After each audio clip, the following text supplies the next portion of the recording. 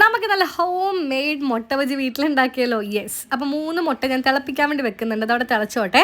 3/4 cup ഞാൻ കടലമാവ് എടുക്കുന്നുണ്ട്. പിന്നെ കുറച്ച് ഉപ്പിട്ട് കൊടുക്കുന്നുണ്ട്. പിന്നെ മുളക് പൊടി, പിന്നെ മഞ്ഞൾപ്പൊടി 1/4 ടീസ്പൂണാണ്. പിന്നെ 1/2 കപ്പ് അരിപ്പൊടി ഇട്ട് കൊടുക്കുന്നുണ്ട്. കൂടെ കുറച്ചും കൂടി വെള്ളം ഒഴിച്ചിട്ട് നല്ല രീതിയിൽ മിക്സ് ചെയ്ത് കൊടുക്കുന്നുണ്ട്. എന്നിട്ട് നമുക്കൊന്ന് അരച്ച് വെക്കാം. അപ്പോൾ പുഴുങ്ങിയ മുട്ട 3 മിനിറ്റിന് ശേഷം ഇതുപോലെ എടുക്കുക. എന്നിട്ട് അത് നടുക്കുന്ന ഇതുപോലെ കട്ട് ചെയ്തെടുക്കുക കേട്ടോ.